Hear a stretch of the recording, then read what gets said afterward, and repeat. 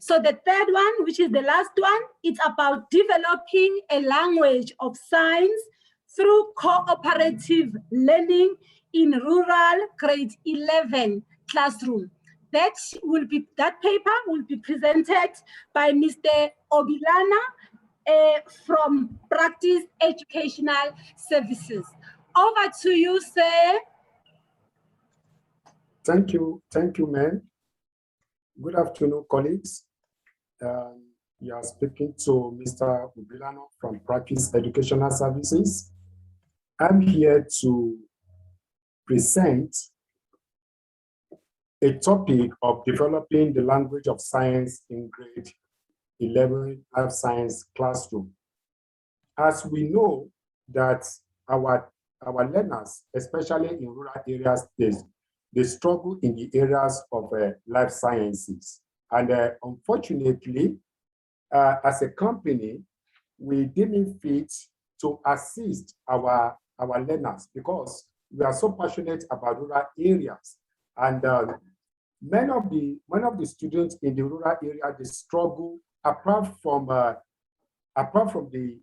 fact that they struggle with the subject science, they also struggle in the language of instruction, which happens to be English language. And these are the learners that must study science. These are the learners that must know science. These are the learners that we are having trust in, that they must carry on in the area of science, maths, and technology.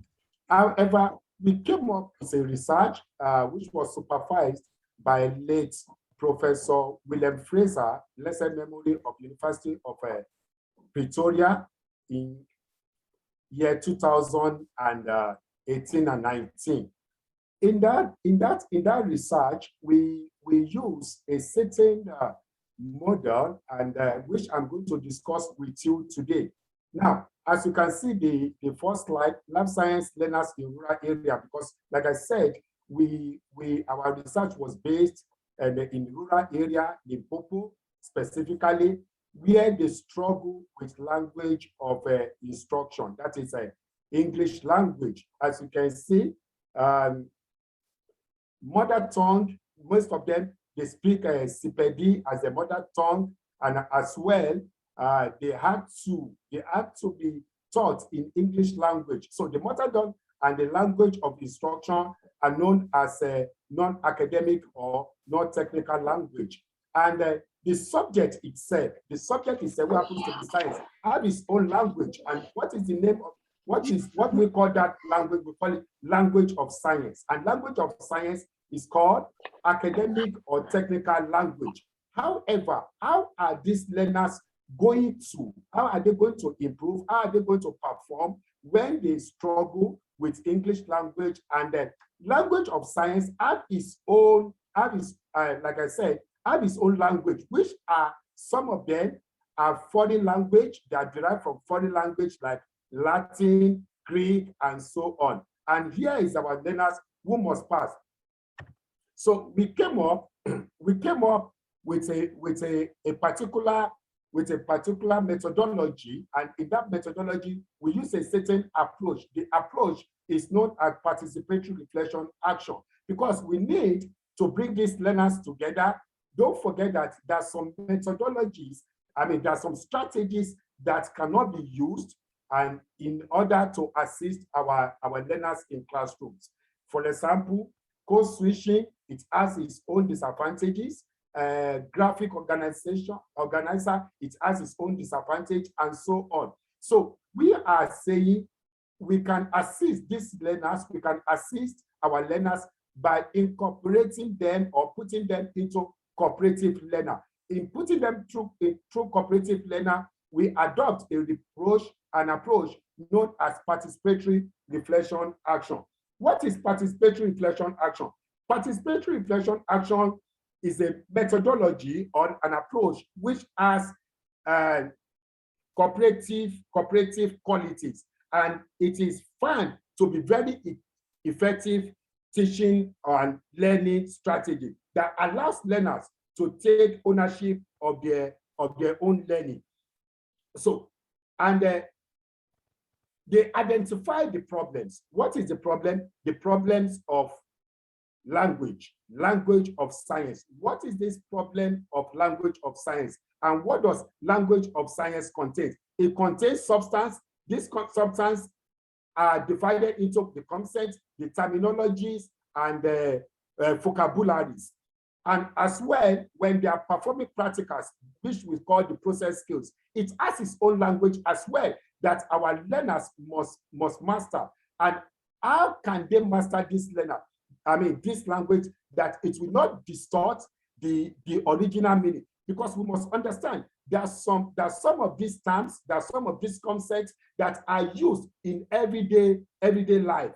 And there are some of these concepts that are also, they can mean something else. They have multiple meanings.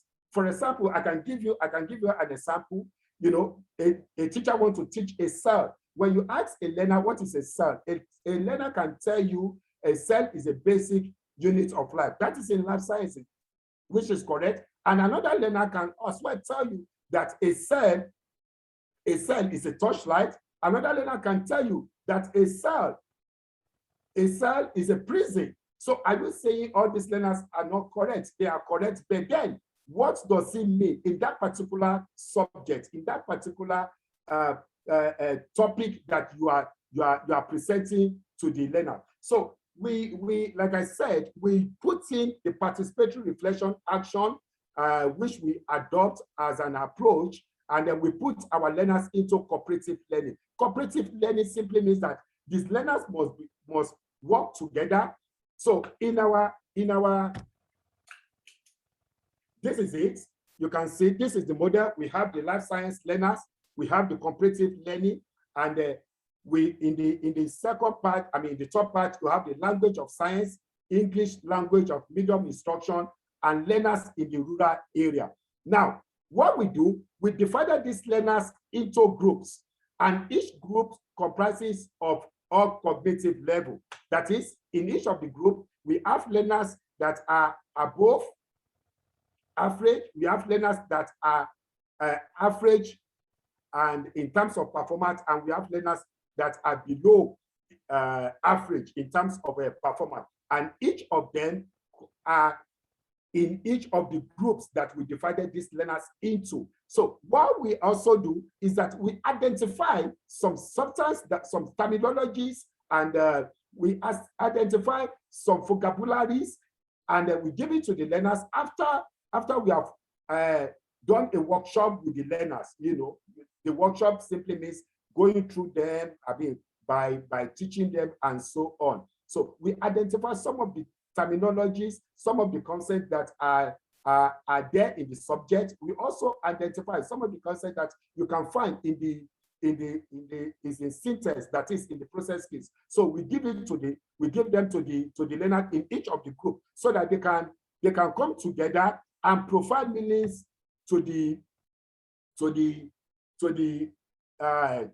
problem. Now, as you can see, it said the researcher had two workshops with the learners where he gave them activities in which they work cooperatively together in their respective groups to provide solution to the problem. Which problems? That is the syntax and the substances, the terminologies and the vocabularies in each of the substances and the syntax. So the results of these activities were reported separately, thus were categorized into substance and syntax. Now, when the learners are working together, they were able to provide meanings into these problematic and difficult terms and the concepts. In addition, during the workshop when the learners were working, they were able to tell us some of the problems in terms they encounter with some of the vocabulary, some of the terms, and some of the terminology. They were able to tell us, and they were able to also inform us what they are going to do and when they are going to reflect back, and who will be responsible for doing what. So that was all in workshop 1. In workshop 2, the learners came back, right? The learners came back, and they were able to tell us what they did and how they find meanings to those problematic vocabularies, to those to those terminologies. So they were able to tell us what they did, how they did it, where they went to go and find the meanings to all these vocabularies and all these problematic terms and concepts. However, the learners was also able to come back and tell us what they will do in future if they are faced with such terminologies. What are they going to do? How are they going to go about it? Because what we want to demystify that is that learners who are not fluent in English language cannot do well in science, because we are saying for the fact that learners are not fluent in English language does not mean that they cannot do well in science, because science itself has its own language, which we call language of science. And whether they speak Sepedi, whether they speak Zulu as a mother tongue, and they are from rural areas, we are saying these learners can do well and they can perform well in science, because we are very passionate in rural area. We are very passionate with rural learners. So we are saying that these learners, they can do well in science, irrespective that the language, the medium of instruction is English language. As many people do say that learners who are not fluent in English language, learners who cannot speak English language, they cannot do well in science. We want to demystify that fact. That is why we came up with this research. And in that research, we had a result that these learners can do well in science, because they identify that science itself has its own language, and the language of science are quite different from English language. The language of science, they are derived from other languages that are quite different from English. Like I said, some of these languages are derived from other languages, such as Greek, such as Latin, and our learners must learn this language. So we don't want learners to memorize, because what most of our teachers does is to encourage or put our learners to memorize some of these concepts and some of these terms, some of these vocabularies. And when they come to the examination hall, if they miss anything, it distorts the meaning entirely.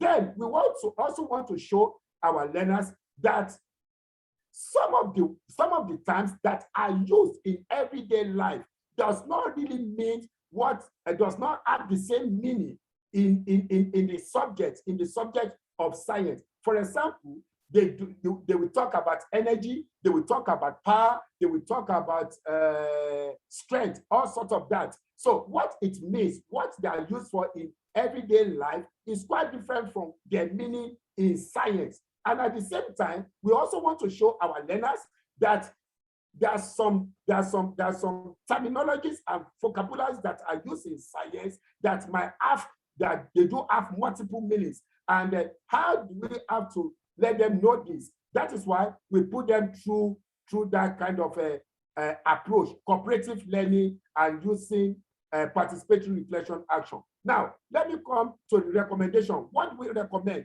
We recommend that our learners should be encouraged to participate in science activities, such as science expo, such as science excursions, and so on. We encourage our learners to participate in science activities. Also, we are also saying we are encouraging our teachers to integrate corporate learning as one of the teaching strategies. Because in corporate learning, the learners will come together, whatever language they have to speak in their respective group. It doesn't concern the teacher, as much as they can provide the meaning of the problematic word or the problematic vocabularies, as much as they can provide the meaning in their own understanding. If they understand it in their own meaning, they'll be able to put it down in a very simple text in English language. So we are encouraging teachers to integrate cooperative learning into their teaching strategy. We are also encouraging teachers to participate in science professional bodies such as SASTEC, where they will improve in the teaching strategies, they will improve in their skills and so on. We also encourage teachers to engage learners in science practicals. This is very important because one of the things that we found out is that many schools learners were not engaged in science practicals. And if they are not engaged in science practical, how will they master these vocabularies? How will they get used to these vocabularies and the concept? So we encourage teachers to engage learners in practical activities. And furthermore, we are also guiding against, we are asking teachers to guide against the usage of code switching, because when you use code switching, the terms might mean something else and it might have a multiple meaning. Furthermore, we are saying that teachers should adopt the use of participatory reflection action. Participatory reflection action where learners will identify problems, where learners will be responsible to provide solution to that problems, and they will work cooperatively in providing solution to the problem. We also advise that our teachers should, or then this will go to the department, that they should put our teachers to continuous professional development programs to assist our teachers, especially our science teachers. And furthermore, we are advising that establishment of science schools, science clubs, establishment of science clubs at schools should be encouraged. This is what we are doing in practice anyway. We have been doing that. We have been assisting many schools. And the provision of scientific dictionary, the provision of scientific dictionary is to guide and to assist, to provide meanings to the problematic terms and concepts. And lastly, we are saying teachers should assist learners with scientific glossaries. So this, then above all, we are also saying the assessment papers, the science assessment papers should be scientifically rich in content and vocabularies in order to evaluate our learners. So at this junction, I'm going to stop my presentation, and this is our website, and that is our email for further inquiry. Thank you very much.